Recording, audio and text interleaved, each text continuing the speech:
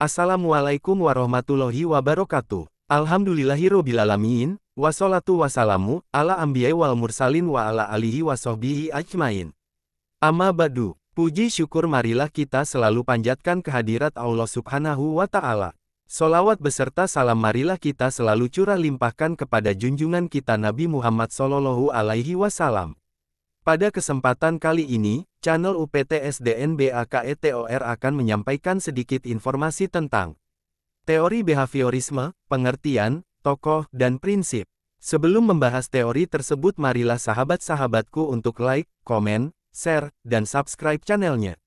Karena like, komen, share, dan subscribe Anda sangat berarti bagi perkembangan channel kami.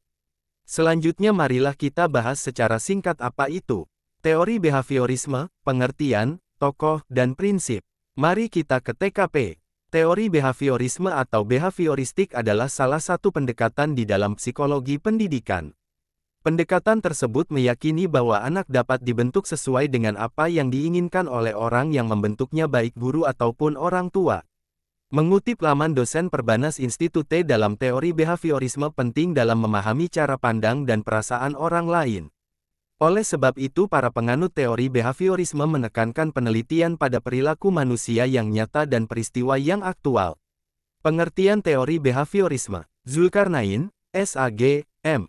Ham, PhD, DKK dalam bukunya Psikologi Pendidikan menyebutkan teori behaviorisme dikenal dengan nama teori belajar. Hal tersebut karena seluruh perilaku organisme sebagai pengaruh lingkungan.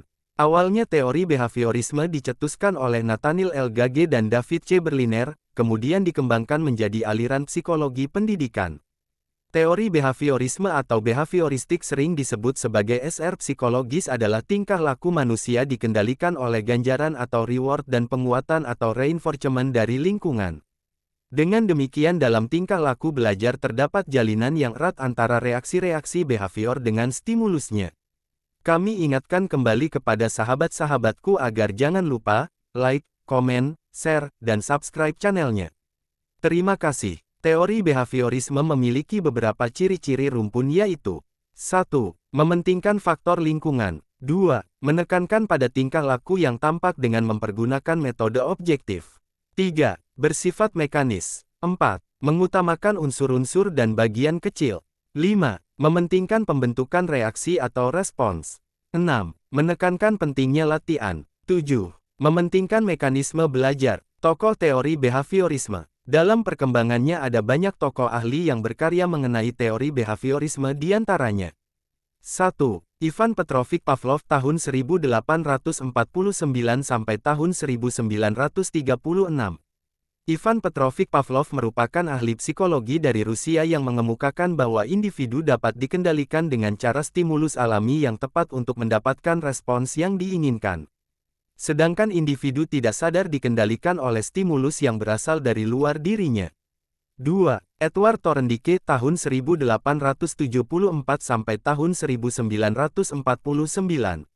Dalam teori behaviorisme, Thorndike menemukan hukum-hukum belajar seperti hukum kesiapan, hukum latihan, dan hukum akibat.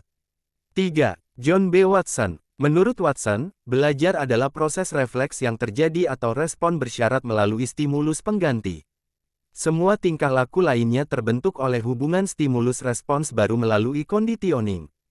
4. Clark Hull. Bagi Hull, tingkah laku seseorang berfungsi untuk menjaga kelangsungan hidup. Oleh karena itu, dalam teori Clark Hull, behaviorisme disebutkan sebagai kebutuhan biologis dan pemuasan kebutuhan biologis menempati posisi sentral. 5. Edwin Guthrie. Edwin Guthrie mengemukakan teori kontiguitas yang memandang bahwa belajar merupakan kaitan asosiatif antara stimulus tertentu dan respons tertentu. 6. Bruce Frederick Skinner. Bruce Frederick Skinner mengeluarkan karya berjudul About Behaviorism yang menyebutkan tingkah laku terbentuk oleh konsekuensi yang ditimbulkan oleh tingkah laku itu sendiri. Kami ingatkan kembali kepada sahabat-sahabatku agar jangan lupa like, komen, share, dan subscribe channelnya. Terima kasih. Prinsip teori behaviorisme. Teori behaviorisme memiliki 7 prinsip utama, yakni 1. Stimulus dan response. 2. Reinforcement, penguatan. 3. Penguatan positif dan negatif. 4. Penguatan primer dan sekunder. 5. Kesegeraan memberi penguatan. 6. Pembentukan perilaku. 7. Kepunahan, kelemahan dan kelebihan teori behaviorisme. A. Kelebihan teori behaviorisme. 1. Teori behaviorisme cocok diterapkan untuk melatih anak-anak yang masih membutuhkan dominasi peran orang dewasa lantaran suka mengulangi dan harus dibiasakan, suka meniru dan senang dengan bentuk penghargaan langsung seperti pujian. 2. Pembiasan guru untuk bersikap jeli dan peka pada situasi dan kondisi belajar. B. Kelemahan teori behaviorisme. 1. Pembelajaran siswa berpusat pada guru, bersifat mekanistik dan hanya berorientasi pada hasil yang diamati dan diukur. 2. Murid mendengarkan dengan tertib penjelasan guru dan menghafalkan apa yang didengar sebagai cara yang efektif. 3. Penggunaan hukuman sebagai salah satu cara mendisiplinkan siswa baik hukum verbal maupun fisik justru berakibat buruk pada siswa. Nah itulah yang bisa diketahui tentang teori behaviorisme atau behavioristik. Jadi makin tahu kan sahabat-sahabatku. Terima kasih kepada sahabat-sahabatku yang sudah menonton video di channel ini. Dan jangan lupa, like, komen, share, dan subscribe channelnya. Terima kasih.